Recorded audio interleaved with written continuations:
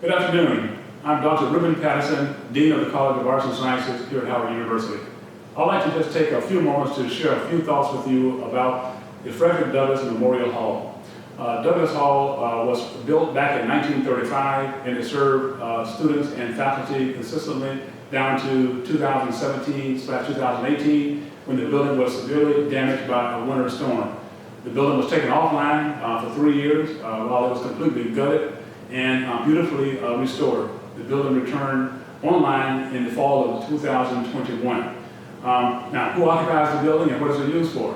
Well, for several decades, the history department occupied the 3rd floor, sociology and anthropology the 2nd floor, political science the 1st floor, and ROTC occupied the lower level of the building. Around the time the building opened, Howard University indisputably had the top black academics in those fields cited, such as Carter G. Woodson in history, and Ralph Bunche in political science, and E. Franklin Frazier in sociology, as well as later on W. Montague Cobb, all the famous anatomist and physical anthropologist. Although Dr. Cobb had his official appointment down in the College of Medicine, he nonetheless meant a great stature to the anthropology program here in the building. Now, the way I read the situation is that Howard University's elite status within the academy was cemented with the existence of the new Douglass Hall, which of course was named in honor of the great abolitionist Frederick Douglass, who more than anyone, personified excellence. Now, I can say as well that most people, or at least most Howardites, would probably associate the law school's Houston Hall with successful legal arguments that helped to bring down the Jim Crow regime. But most people don't make the connection between Douglass Hall and successful civil rights legislation and court rulings. But in addition to those persons I've already cited, there were others. There was also Abram Harris, perhaps the top black economist at the time, as well as the esteemed social critic and poet Sterling Brown, as well as alumni, Kenneth and Mamie Clark, those esteemed psychologists. All of them contributed to the massively important 1944 publication of the American Dilemma, which was sponsored by and supported by the Carnegie Corporation of New York. Although that work was sort of administered by the Swedish economist Gunnar Myrdal, it was Howard scholars, those whom I've already cited. They were the ones who really shaped the scholarship of this and helped to, as a consequence, change the racial landscape of the United States. Now, so the David Dinkins and the Doug Wilders and the Kamala Harrises, they witnessed all of this as saying that, look, the top black academics are at Howard University. The major social warriors are at Howard University. I want to go to Howard University. And so the truth and service was cemented there, and that set up what I refer to as the academic virtuous cycle. Whereas top students want to come and work with the top academics, and then when you have top students, you attract then the top academics as well. And I'm happy to say that that academic virtuous cycle continues today as well. For instance, in the College of Arts and Sciences, we've been able to grow our faculty with the general support from President Frederick and Provost Wutu, secondary to the 40% growth in student enrollment over the past few years.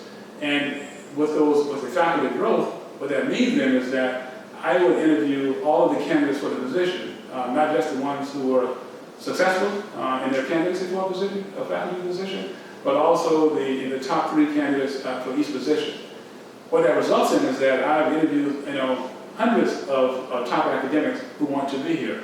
And then when I ask the question, why are you interested in the position, more so than any other answers, what I receive are 2. One being they cite Howard University's reputation, and they also cite Howard's outstanding student body.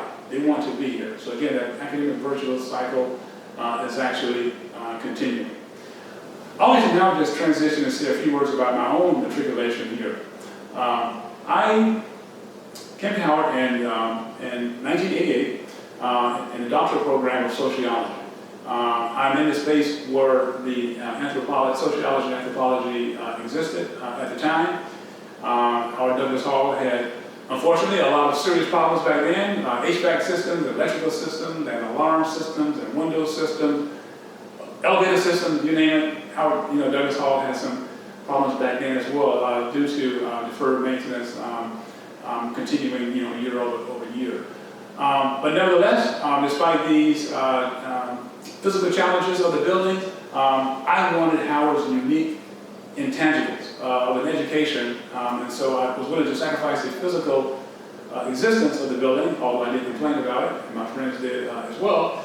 But nonetheless, we wanted those unique Howard intangibles, so we matriculated one while we were here. My matriculation was also very important to me, very rewarding to me, because I had my late wife with me as well. She was in the program with me. She took a course, just by accident, so to speak, in medical anthropology. She didn't have a ton of information about what that actually entailed. Didn't even know that it was a field of study. But then in that course, she discovered that as her true latent passion. And she had the chance to then go on to work with the top Black biological anthropologists at the time. And then once I graduated, we moved on then to start our professional careers. And she worked first as a medical anthropologist at the Carmanos Cancer Institute, and later at the University of Michigan Hospital. So although I've been back at Howard now for 9 years, it's impossible for me to ever look at Douglas Hall and not think about my late wife and I and our peers matriculating in our programs here. But also, when I'm now as dean walking through through Douglas Hall during the academic year, and I see students going in the classrooms and coming out of classrooms, I often think about any number of those students who are also going to discover their latent passion as well by the knowledge that's being imparted by the professors that who are actually teaching. So then, in 2014, I returned as chair of the department from which I finished. That was really interesting and exciting and actually rewarding and fulfilling for me as well.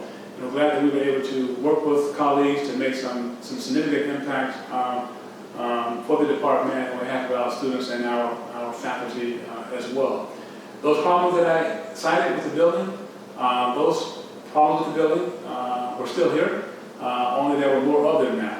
And as our Chief Operating Officer, Tashina Ann DeBroy, stated, that our buildings at Howard aren't getting any younger. That was definitely the case in the 22-year hiatus while I was away. The building had aged quite a bit.